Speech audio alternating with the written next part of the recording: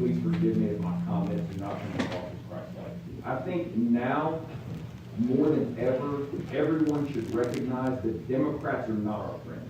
I listened for the last 3 days to Democrats, Sam McKenzie, Chisholm, Parkinson, trash us as racists. I've never had anybody call me a racist. And for the last 3 days, all I have heard from them is how this is the most racist place. We're one of these white supremacists. Good Lord, we have to realize they are not our friends. They can smile, man, that doesn't mean I can't be polite to them, but they are not our friends. They destroy the republic and the foundation of who we are, or we preserve it.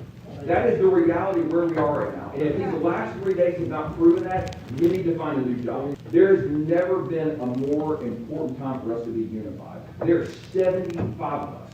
Let them call their name, of the names they're going to call them. We need to move forward. We need to pass the gun bill. We need to pass the pronoun bill, wherever Mark is. Man, we do not slow down because of their crap. We can't. The only way we move forward with some sort of unity is to call out what happened on the House floor the other night. Yes, sir. I feel like we were hung out to dry by a couple of members. And Jody, I'm just going to say it here because you signed the letter. You straight up came to me and said you were 100% where I was. And you went on the House floor and you did the opposite. Man, you hung us out to dry. And I like you personally. This is not personal. And if Brian Terry was here, I'd say the same thing to him. This would have been bad anyway, but good God, we brought the racism into it because you didn't stay with us. But I need to know, and I don't want to hear why there wasn't a preponderance of evidence or an attorney. I need to know why you flipped your vote at the last minute. You didn't let them know beforehand. Giving Johnny a 15-minute heads up doesn't cut it. And if Brian Terry was here, I want to hear from him too. I have to know. We're going to keep the staff out. This is the place to say it. I haven't lied to anybody, not one time. And it pisses me off to suggest that I have. And some of my friends in here suggested that I lied. And that's bullcrap. I walked into that room to vote to expel all 3 of them, just like all y'all. And the letter that I sent to the speaker, it says exactly what it says. Throw the book at it. Everything you've got. It doesn't say expulsion. It's not in there. But it doesn't matter. I was ready. But hold on. I was ready. I was walked into that room ready to go. Before we ever started on Jones, I got a list of questions from Johnny Garrett. Johnny says, you're on the list that the speaker has to ask questions. Sat there through Jones, made notes. I went to Johnny and said, Johnny, can I go off script? Johnny says, yeah, go for it. Speaker never called me. We voted. I hit the green vote because that's what I'm there for. Then we get into the floor again. And immediately, the questions start coming up about the resolution. I know what she did. I know what she did broke the rules. And I know that she deserves to be expelled. We got to do it right.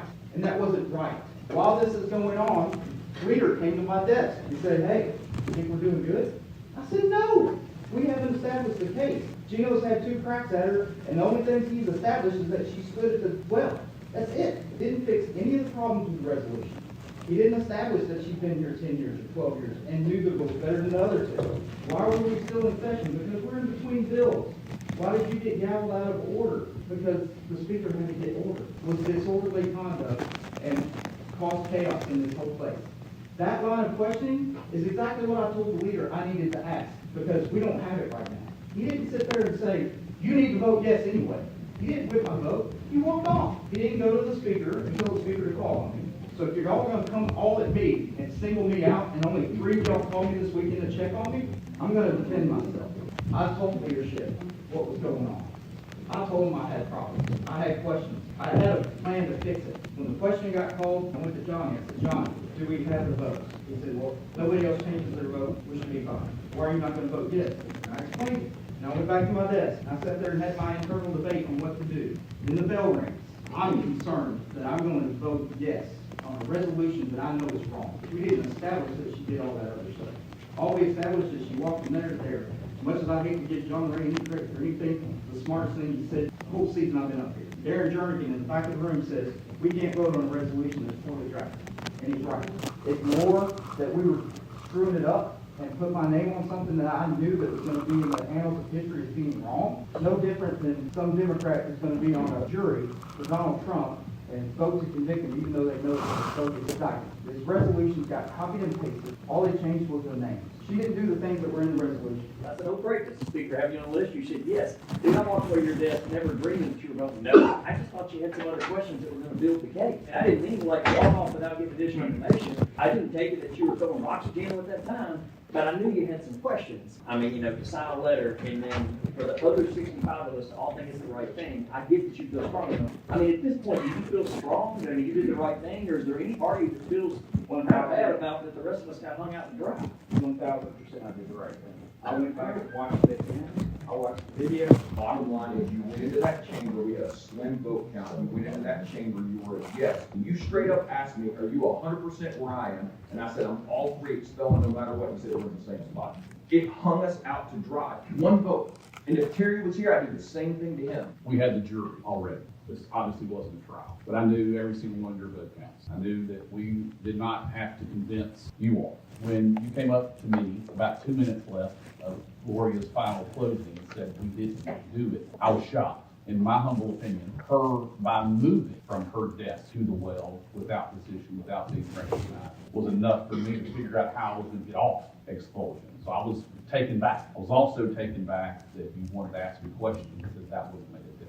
It's going to take some time for all of us to digest your reasoning to Pearson. I wanted to tell him protesting from the middle of the well is a one-way conversation. No legislation in the history of the world has ever been passed under protest. It's always a two-way conversation. And that's been lost. And they reduced each and every one of us, including each and every one of our constituents, to sometimes a simple protest. And so that to me was paramount of what all three of them did by virtue of that simple walk from Gloria's desk to the middle of the well without that permission, really regardless of what the resolutions did say. I think we do understand how important we all are when a hot vote is like it was and then you change. Surprise is one that's a difficult thing to deal with. There's gonna have to be, I think, some time before there's probably some trust reestablished. If I would have known that I had to convince you all, I think Gino, I think Farmer, I think others that we thought about that process would have been handled a whole lot differently.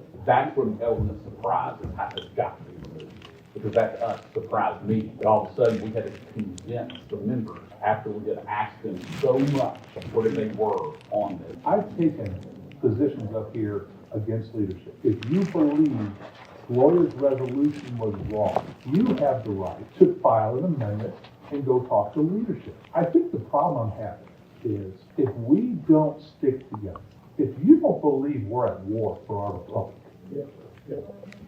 with all love and respect to you, you need a different job.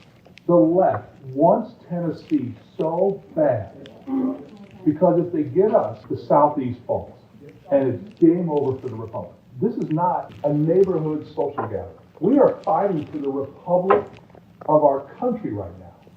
And the world is staring at us. Are we going to stand our ground? I've gotten multiple phone calls from other representatives going, we sure hope you guys stand up, because maybe you'll give us the courage to stand up and push back against what's going to destroy our republic. You should have told leadership ahead of time if you had a doubt. By God, when you change your mind, you should have been screaming in the speaker's ear going, I'm a no vote, sir. How does that affect your vote? If Brian Terry was standing here, I would be telling Brian Terry, you should have went to the speaker and said, I'm changing my vote. And if it put us at 65, somebody would have taken you behind the dais and explained to you why this is an important vote. It would have given us the opportunity to not throw the rest of us under the bus. I've been called a racist, a misogynist, a white supremacist more in the last 2 months of my life than I had my entire life. By golly, I'm biting my tongue. But I'm telling you, Mr. Speaker, with all due respect, these days are rare and thin right now. And I'm going to have to swallow this to see Mr. Jones back up here walking these hallowed halls that the greats of Tennessee stood in and watch them disrespect this state that I chose to move to. And by golly, it's got to stop. I'm sorry for getting angry here. My father was D-Day +4, and he fought for this freaking country, and many of his friends died. You got to do what's right. Even if you think it might be wrong, you got to do what's right. And you got to protect this freaking republic here in Tennessee, or you know what? Let's all go to hell home. I'm getting freaking gray hair sitting here listening to this bullshit. I'm sorry, I apologize. I'm getting sick of this. Do the right thing for the people of Tennessee and we'll come out smelling like a rose. Fight for the people of Tennessee.